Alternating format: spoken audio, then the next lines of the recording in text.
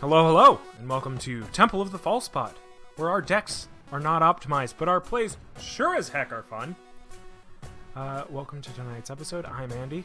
Hi, I'm Bruce. And tonight we are going to chit-chat about the origins of our decks, but like in a more conceptual way. Does that make sense? We're going to talk about how we come up with the ideas for our decks, how we go about putting cards in them, and then finally having a finished-ish product at the end. But I guess that all comes down to personal preference anyway. We'll get to that. Yeah, generally it's right thumb and forefinger. That's pretty much the way I put cards in my deck. Right thumb and forefinger. Just slide it right in. All right, thank you, folks. It's been great. We'll talk to you next time. So, Bruce, Yeah. I have been playing Magic for upwards of 3 years, so not very long.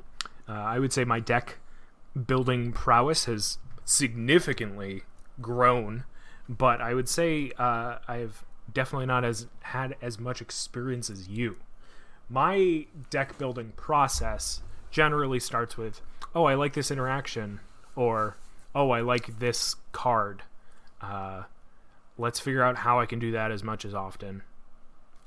And then I go from there. Right.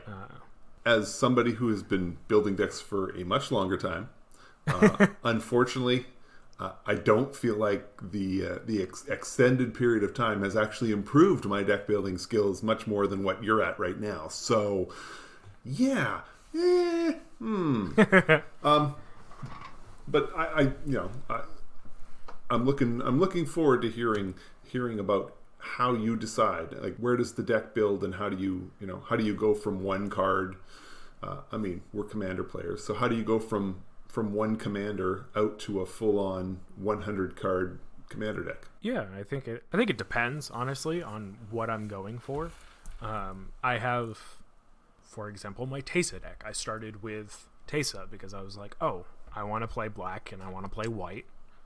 And honestly, the Teysa deck started with, I want token creatures that are vigilant and have lifelink. And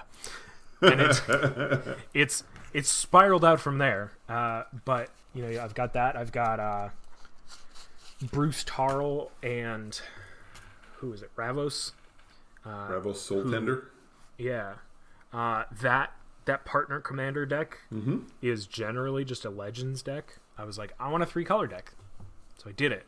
I found 2 commanders that I liked, and then I started adding cards in those colors.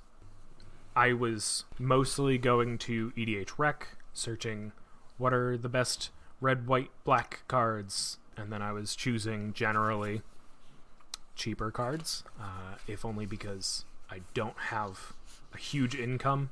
So you were looking for more like just the ideas that the cards on EDH Rec were offering, or you were looking for... I was looking at like actual cards. I was seeing what would fit in those colors, and a lot of it ended up being like scrolling through. Definitely, I was like, oh, I have this card and this card, I'll just throw these in. I think that actually might be where the decks might generally start after figuring out my commander, is I go through what I have.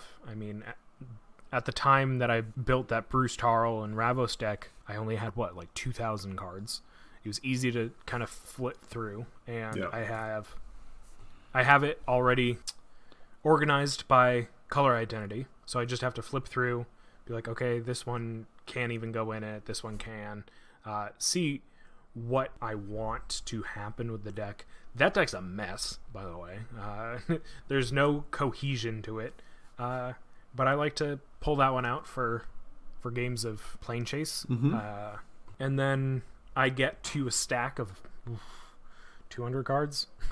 Right. And then there are some that are definitely easy to pull back out. And then I have to go through the excruciating process of finding its place in my collection again and putting it back. And it's definitely, over the past couple of years, changed, if only because I'm finding more and more technologies that either keep my things straight or I can just build the decks digitally before actually pulling them out. It's interesting because what you're describing is like I've sort of gone the reverse.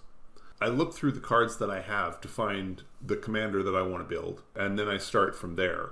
And by start from there, I mean, okay, I basically pull out a pad and pencil, or a lot of my deck building came from because I was writing articles. So literally, open up a Word document, start with your commander, and just start filling in blanks.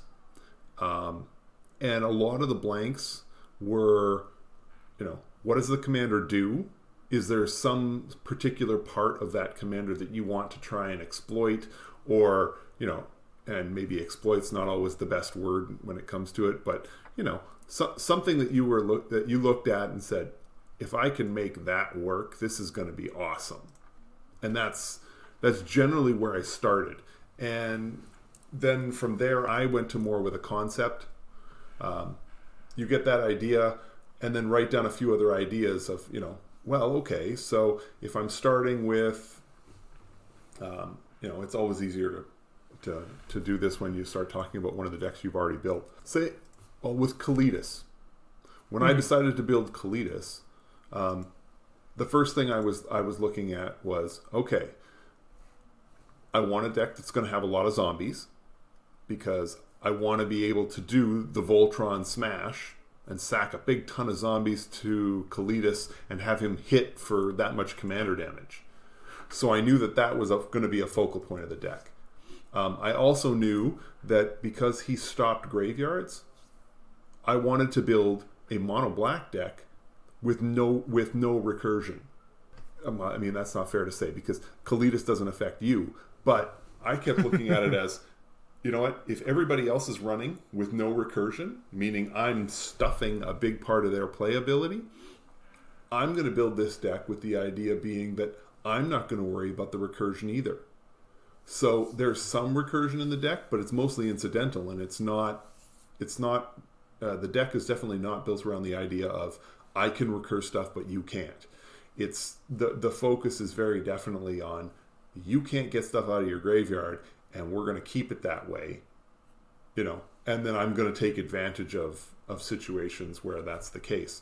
But I started from there as opposed to actually starting to look at cards. Because once I had a general gist of what I want a deck to do, then you can start breaking it down as far as how many cards for each section. And then I start trying to fill those slots. And that's sort of where I'm coming from now. Yeah. I try and look through the cards. My cards are all sorted, and I've got an app that tells me what cards I have, because yeah, my collection is closer to 30,000, and so I just start searching, and just do searches for any card. And if I have the cards, great. And if I don't, well, then that's I make a note of the cards that I have and the ones that I don't, and build the deck. And then I look back and say, okay, of the cards I don't have, how many of these are absolutely essential and there's just no way you can do this without it? Versus, I have another card that does that, not nearly as good, but will it suffice as a backup? And, to try and go that route a little bit. But yeah. And I like my style, I guess, has changed over the past couple of years, if only because I do now have upwards of 5,000, I guess, somewhere around there. So like my collection has gotten bigger, maybe not better, but bigger for sure. And the amount of frustration of going through, I have it all separated out by casting cost, and going through that just kind of wears on you. So I definitely have gotten to the point where I'm like, all right, time to catalog, which has been great over the past 9 months, where a little extra time. Yeah, I've had the time, I've had the space to do projects like that and spread out and get it done. I'm so chaotic with my builds at this point because I never know where to start, because knowing that I could just buy the card if I don't have it, becomes, oh, that means every card is open to me, and that just becomes overwhelming. And so I'm just like, oh, I want this and this and this and this. Then I end up looking and I'm like, oh, I've got, how many ever cards? I've got like 200 cards in my stack, and I even on Architect, and I've got it all split up into like, I usually split it up into like 6 or 7 groups of this does this and this does this and this does this, and then I go through those groups and start to whittle down like whatever the biggest group is. And I'm like, all right, I clearly don't need 12 cards that for example, 12 cards that gain life and lose life. Yeah. For example, my Sir Gwyn deck that I'm working on, I've got custom sort on Architect. I don't need 12 equipments that just make my knights bigger. I don't need 9 things that create knight tokens. It's easy to look at it in piles like that when it's grouped up. When it's like I think the greatest thing about Architect is that you can have your custom view, because it makes it be like, okay, sure, you'll have cards that overlap in groups. Like, I'll have cards that make knights and give knights bonuses. That's always nice, to be able to look at it that way and be like, all right, what am I paying too much attention to, and what am I paying not enough attention to? And generally, the thing I'm not paying enough attention to is mana rocks, is like ramping, is these basic things that get you going at the beginning of the game. And I'm like, look at all these end game plays. And it's like, I gotta stop that. Right, and that's sort of standard for every deck. Mm-hmm. That's standard for the way virtually everybody builds decks. I hear it from everybody. I was putting this deck together, and now I've got a stack of 150 or 200 cards. And of course, that doesn't include any of the lands. Right. So to me, once you get to that stack of 200 cards, then it's less that you're looking at all this other stuff. Now you're looking at the mana rocks, the removal, with a deck that's essentially fully formed. Mm-hmm. You know what you want the deck to do at this point. You've pulled a bunch of cards out. You have a general form of what you're expecting. This is now the perfect time, because you can then look at the cards that are the functioning, the exciting part of your deck, and say, okay, so what is the key turn for me? Because you'll be able to look at the cards in your deck and say, okay, realistically, I want to be able to put a land on the table every turn until turn 6, or turn 5, or turn 3, or wherever your curve is set. Yeah. Well, then you can now set the amount of lands in your deck based on that, as opposed to doing it beforehand and just, there's a certain amount of the typical cards that are always in every single deck. And a lot of people follow a lot of set rules for how to build decks. And I am one of those people. I follow those rules. But you still have to maintain the flexibility. And the best way to do that is to have this core of your deck built so you already know. So you know how many mana rocks you're going to need. You know how much land you're going to need. You know how much ramp you're going to need. And all of that is variable depending on the colors that you've chosen, depending on the cards that are in your deck, all that. But you have those variables there, as opposed to before. A lot of times when I was building decks while I was writing articles, in order to avoid staring at the blank screen, I had a commander, I'd put my 40 lands in, I would, put some mana rocks, I'd put some card draw, put some removal, and just match it up to the color, and not give a care about whether or not it made sense to the theme or did any of that stuff. Just because I wanted to have something already there so that I felt like I could make that work. The problem with that is that you then have to backtrack, because I put 5 mana rocks in. Well, do I need 5 mana rocks? I don't know. If I was playing a Selvala, how much land do I need? Because Selvala herself is going to provide a ton of mana on a regular basis. So you want to make adjustments that way. And it's nice to be able to have your core built first and then build in the mana base and build in your ramp and your rocks and removal and everything else. And I'm not saying you can just skip that. All of that has to be there if you want a deck that's halfway decent. But it's nice to have the core built first, because then now you can understand where to go. And it also can affect what you're doing. Your removal, if I'm running a Golgari deck that relies a lot on +1/+1 counters and sacrificing creatures. Okay, well, then my removal, especially not just the basic stuff, because the basic stuff is just, it's so good, you're going to put that in. But when you get to that the fourth or fifth removal spell, and you're weighing it out between this one that only costs 3, or this one that costs 4 or 5, but it gives me a +1/+1 counter on another creature. Like, well, it fits your theme.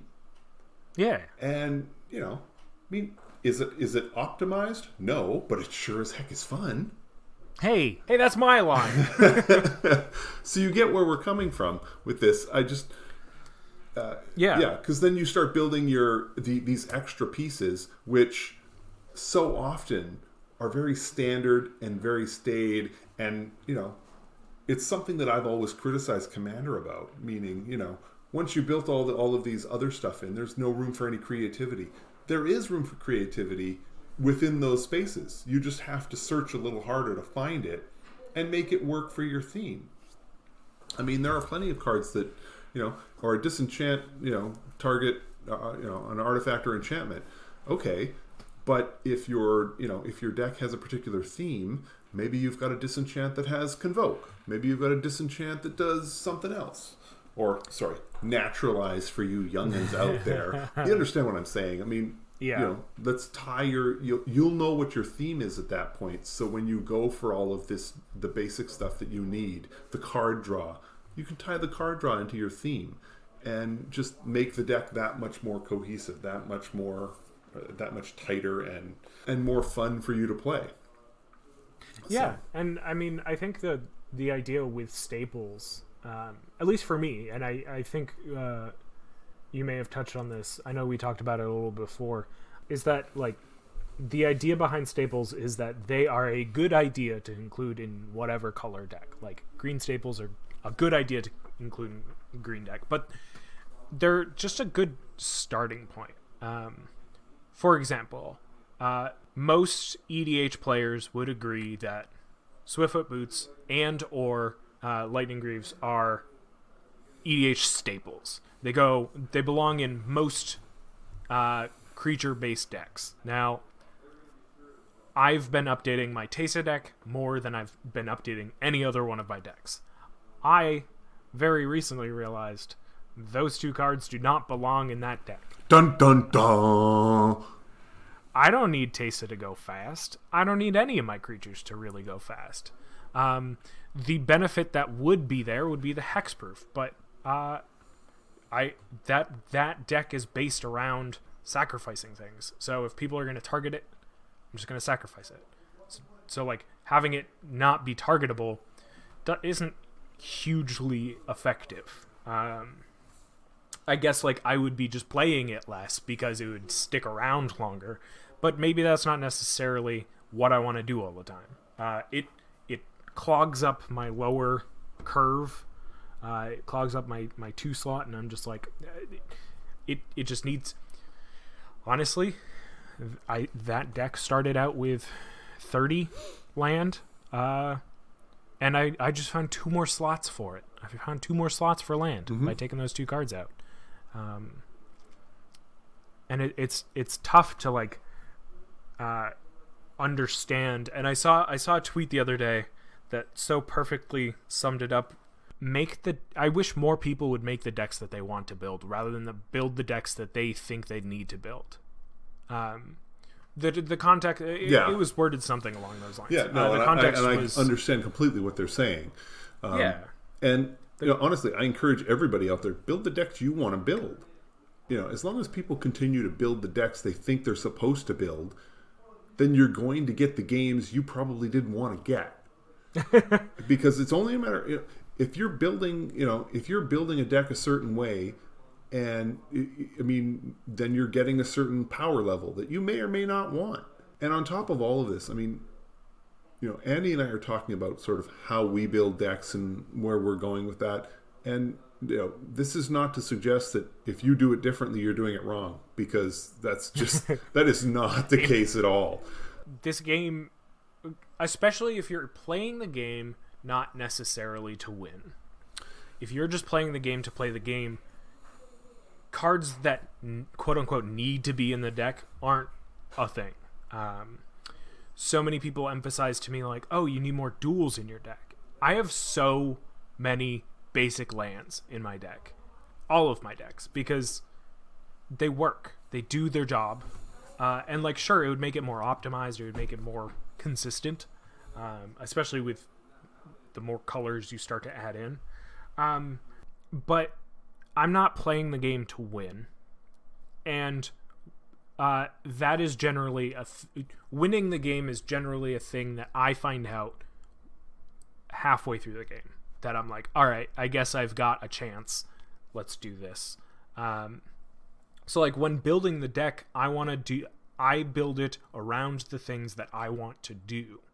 For example, my Sir Gwyn deck, I had the pre-con brawl deck, and I was like, all right, I have these 6 or 7 cards out of this that I want to keep in this. I'm going to add in more knights. I'm going to add in more equipments.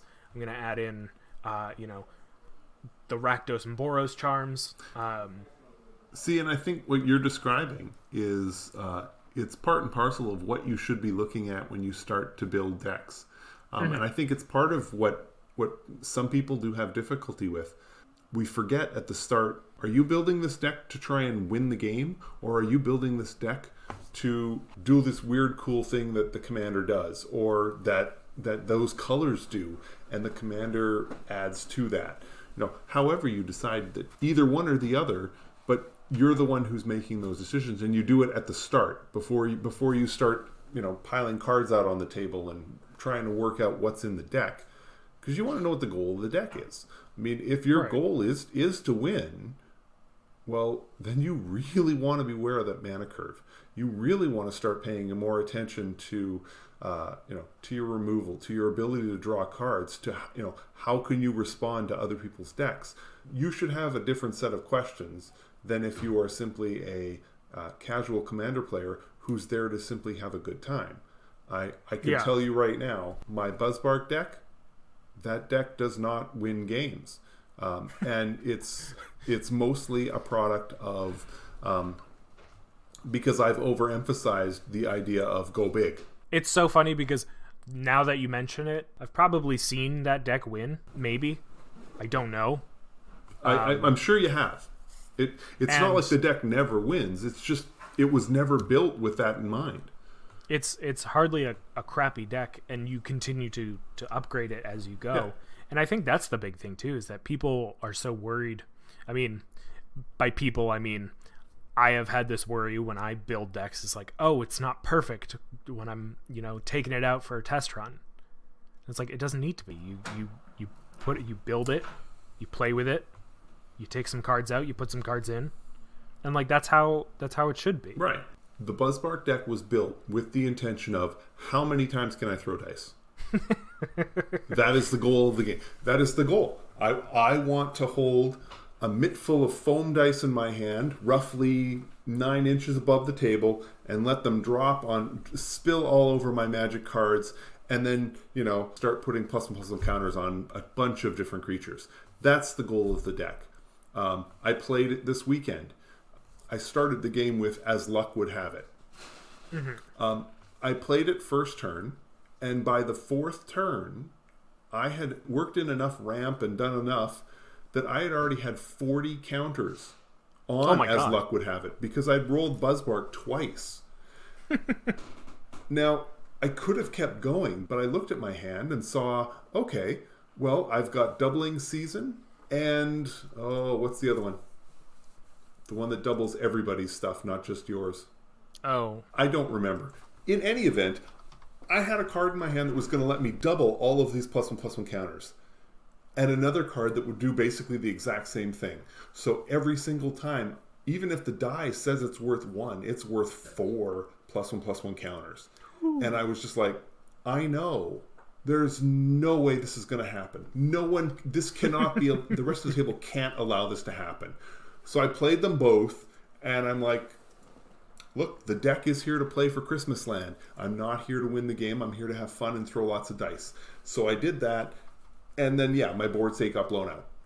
I lost both of the enchantments, and then started to lose some of the other stuff. And eventually did lose, as luck would have it, with, I think it had 40, a handful more than 40. It doesn't matter. I can't tell you who won that game. All I can tell you is that Buzzbark got to 40. And I've got pictures on Twitter of one of my opponents who literally put his camera up to the screen because I was holding all of these dice up next to my camera.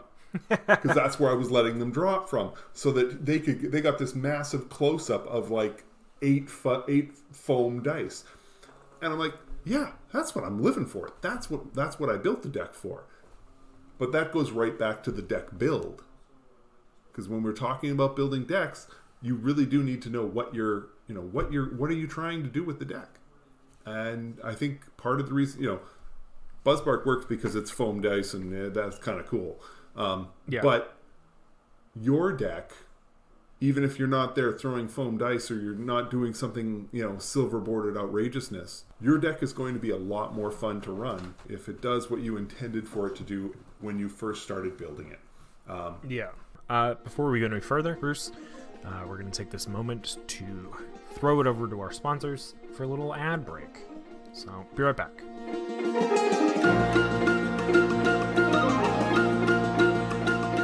This episode of Temple of Falspot is brought to you by Animate Library. You may think it matters what is in your deck, and while I'd normally agree with you, now, with Animate Library, you can use it to fight, block, enchant, whatever you want. All that matters is how much is your library. Make it a big creature for big plays. Animate Library. It's still a library. And now back to you.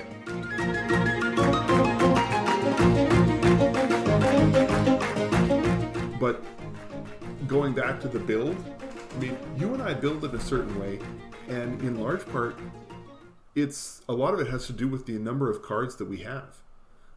We don't want to pull out all of these cards. Like, it used to be, when I had 500 or 1,000 cards, I could flip through all of them to build a deck and look at each card in turn and say, no, yes. And you would try and build the deck that way. When your collection is smaller and allows you to do that, then you're going to build your decks differently.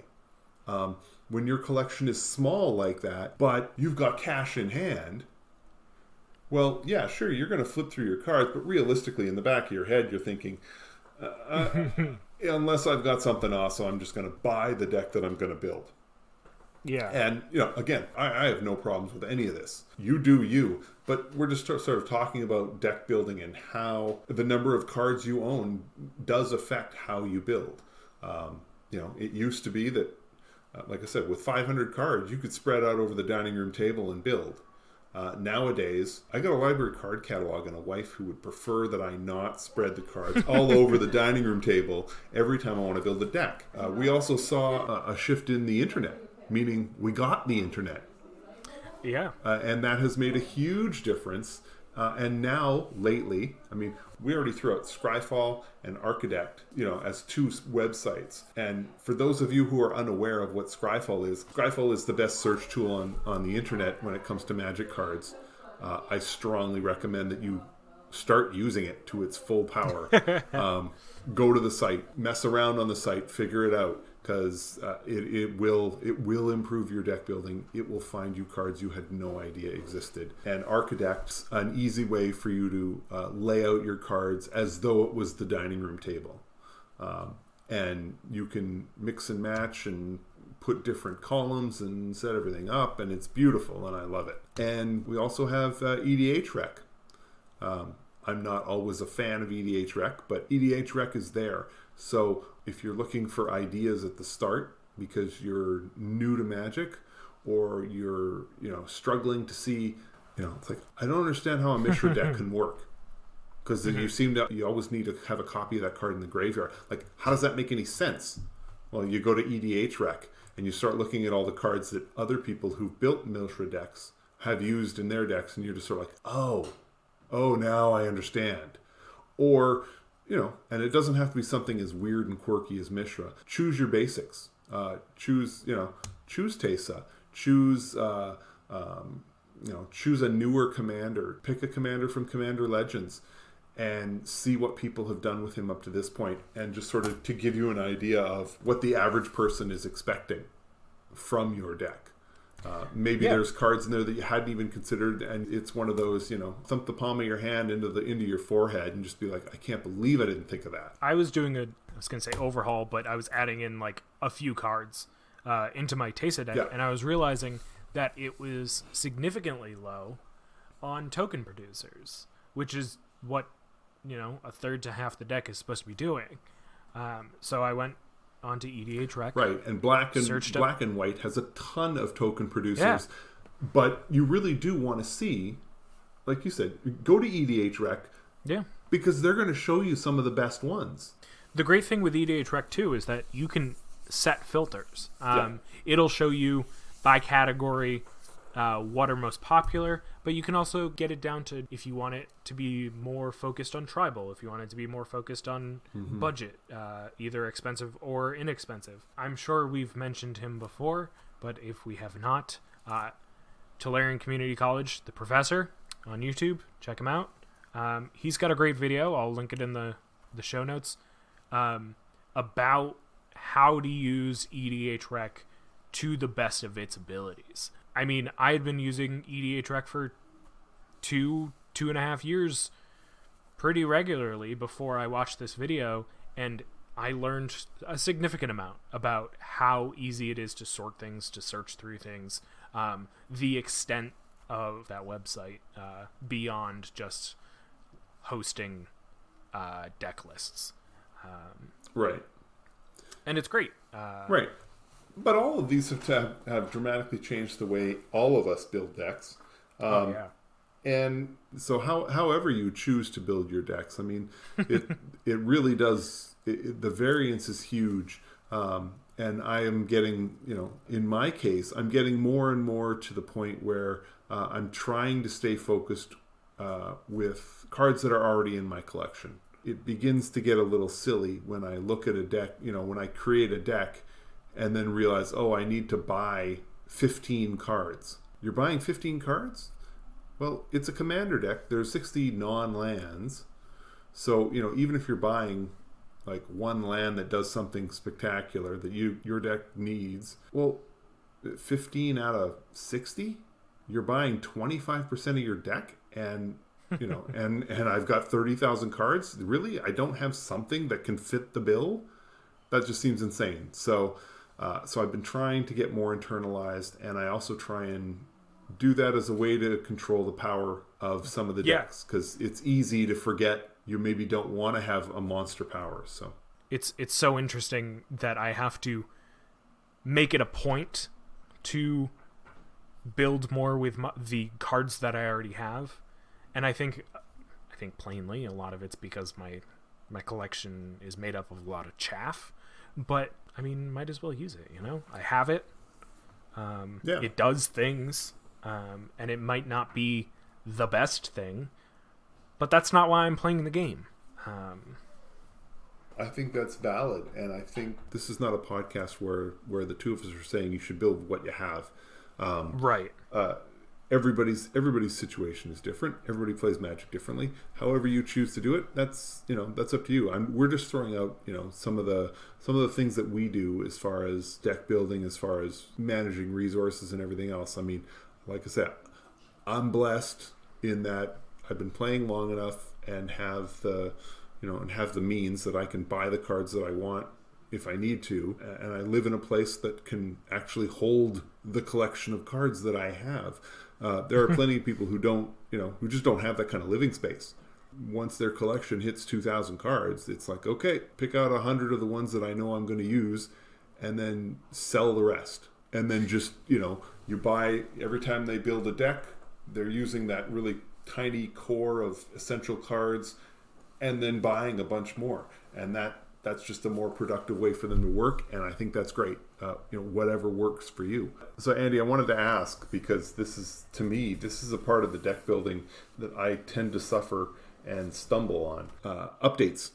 Yeah. How often do you update? Are you somebody who is looking through the cards as they are recently released and saying, "Ooh, that'll go really good in this deck," or "That goes well in this deck," or are you someone who is like, "Show me the commanders, and I look forward to building brand new decks with this"? It's a bit of here and there. There are some decks that I've definitely updated more than others. I think the two decks that I've updated most are my Teysa deck and my Bruce Tarl Ravos deck. Right.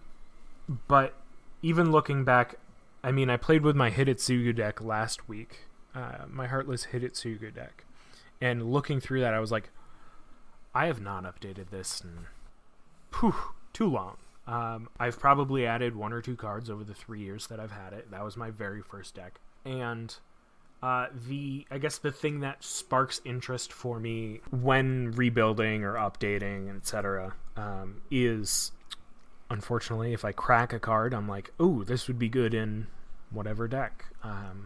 Or if I see a card online and I like play it in an arena, it's generally like the first thing you said, where it's I see cards either through preview season, through play, through somebody on Twitch streaming, playing a card, and me being like, I like the way that works. Either I'm gonna find a deck to put it in, or I'm gonna make one. Right.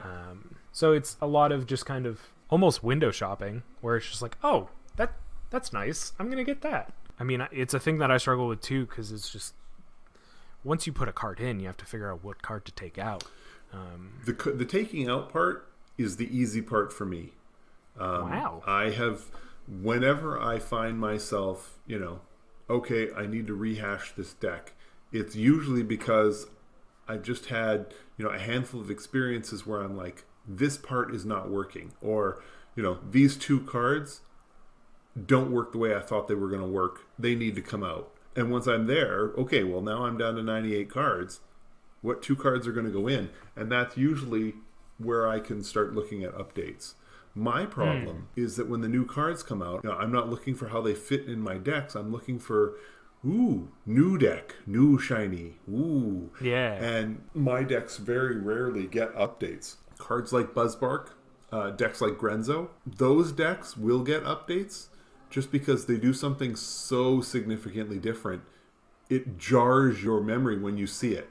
So if I see a card in a new set that says, blah, blah, blah, bottom of your library, well, I immediately think Grenzo, and it's like, oh, does this work in Grenzo? And then it's like, I read it over and check it out. I'm like, okay, no, it doesn't fit because it's not the right color, or it's no, it doesn't work the way I want it to because I want to be putting creatures on the bottom and not everything. Or wow, this really works well, and go that route. But that's a very specific commander that does a specific thing. And the same with Buzzbark. There was recently a card, double all X spells. Hey there. Editing Andy here. Just wanted to sneak in here and clarify. This card that he is talking about is called Unbound Flourishing. I found it much later when I was editing the episode. Figured out what it was. Unbound Flourishing. 2 and a green. Enchantment. Whenever you cast a permanent spell with a mana cost that contains X, double the value of X. Whenever you cast an instant or sorcery spell or activate an ability, if that spell's mana cost or that ability's activation cost contains X, copy that spell or ability. You may choose new targets for the copy. So, all in all, pretty powerful, especially in decks like this. Anyway, back to the show. I saw that and I thought Buzzbark, because Buzzbark is an X spell creature that I basically want to be casting almost every turn. So that card would really help the deck. So that clicked for me. But I've also got Marchesa the Black Rose. And that thing, it runs best when your creatures have +1/+1 counters on them, because then they come right back. Well, every single card that offers a +1/+1 counter is not something I go, ooh, could that go in my Marchesa deck? Because there's so many cards that could fit the bill. Yeah. You know, my Vorel deck. Every card that puts a counter on it could be good in your Vorel deck. Oh, okay, yeah, it could be. There's too many. It's not, you know, it's not something that's so distinctive that it catches my eye when it happens. So a lot of times I think good cards that would be good in those decks tend to get, we gloss right over them because they're not that specific. And then when it comes to actually, sitting down and taking the cards out and putting the new cards in, I'm terrible with that. Even if I do buy cards that are meant to replace, quite often they'll sit there for a long time. I bought the Great Henge because I knew it would go really well, but it still isn't in a deck. There's a handful of cards that are like that are just sort of sitting there waiting for me to get around to actually pulling a deck apart, but I haven't done it. So, but to me, that's all part and parcel of deck building. Once you've built the deck, you are, depending on how long you intend to keep the deck, you can say you're 50% of the way, you can say you're 80 or 90% of the way, but for a deck like Buzzbark, that build is really, for me, that build's about 60% complete because I'm always going to be waiting for another couple of cards to add in and add in and add in, and then at some point I might feel like I'm actually starting to hit a point where I think that this thing is running smooth. So that's funny because I don't think I can think of any of my decks as a percentage complete. Maybe because I have low self-esteem, but also maybe because Are you saying I'm an egomaniac? Is that what you're saying? No, I think you're a very confident person. I think a part of it is how I build my decks, generally budget, is knowing that there are cards that are better for my decks. Right. They just cost more. I think it's the finality of saying how much a percentage of a deck is done or whatever feels not necessarily sacrilegious, but it feels almost wrong, at least for me, in how I build my decks. I completely get that. But at the same time, I could look at my Teysa deck and be like, that is more done than, say, my Drana deck, than my Hidetsugu deck. These decks that I haven't really put any effort into over the past 3 years. But yeah, it's interesting. I definitely pick up a lot of my habits from the people I see. Obviously, my deck building process started out as the people around me. Mm-hmm. You, Josh, Jesse, all helped me build my first couple decks. They ended up being very strong. From there, I started watching people on YouTube, on Twitch, people like Day9, people like Loading Ready Run, building not necessarily commander decks, but decks. You start to see the process and see how other people are doing it and recognize how deep it goes. So it's I guess what I'm trying to say is it's interesting how much our processes have branched because of our different intake of content, as it were. But there's a reason they call Day9 an influencer. I guess that's true. I think it's also interesting that from the people that I am around, especially during quarantine, virtually, I'm noticing this, appreciating the cards that you have already. And I'm excited to build more decks based around that. The first deck that I was like, I'm going to buy the fewest amount of cards while using the most of my collection was Muldrotha. I want to build the lowest power Muldrotha deck I possibly can. That card is hard to power down. I think I ended up buying 3 other cards in addition to Muldrotha to make that deck work. Granted, the deck just spins its wheels and just hopes that everyone else dies first, but it does a lot of nothing. It's great. I love that deck. That's all I'm saying. I think I'm starting to drift away from it again. And I think we're actually at a point where we can kind of wrap things up. When it comes to deck building, obviously your personal circumstance has a big effect on how you build decks. And I have seen my personal circumstances change in the last 20 plus years since I've been playing Magic, and it has definitely changed the way that I build decks. I won't say the decks have gotten better. I'm just going to say that the decks are now built differently. In the greater scheme of things, my goal has always been to have fun with the decks that are being built, and as long as I keep that in mind at the start, the decks usually will follow through with what I'm looking for. So, Andy, with that, let's say goodnight. I'm Andy. You can find me on Twitch and Twitter at AndyWeekend. I am Bruce.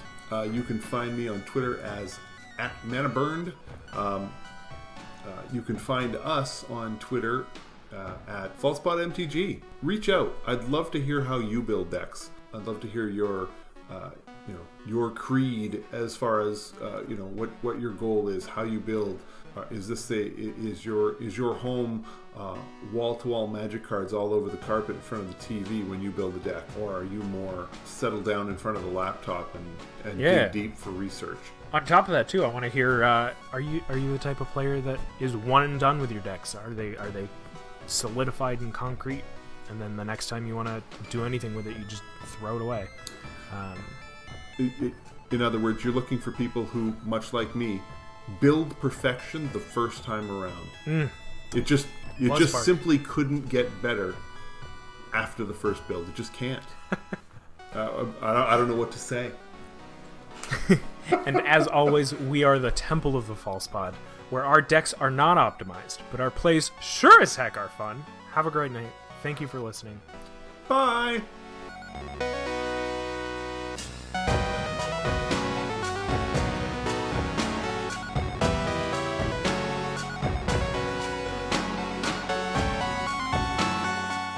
Hey everyone, Andy here. Thank you so much for listening to this episode of Temple of the False Pod. Just a few housekeeping things here at the end of the show. You can find us on Apple Podcasts, Spotify, Google Podcasts, pretty much wherever you can find podcasts. Subscribe and give us a review. It really helps out the show. And it'll show us what you like about our podcast. Also, we've got a Twitter and an Instagram. Our handle is FalsePodMTG, all one word. So be sure to follow us. Feel free to reach out to us there or drop us an email at falsepodmtg@gmail.com and tell us your favorite Magic-related story. We'd love to hear from you. Thank you again to you and to Bruce. He's ManaBurned on Twitter, and I'm Andy Weekend on Twitter and Twitch. We're Temple of the False Pod, where our decks aren't optimized, but our plays sure as heck are fun. Have a great night, and may your fifth land be the Temple.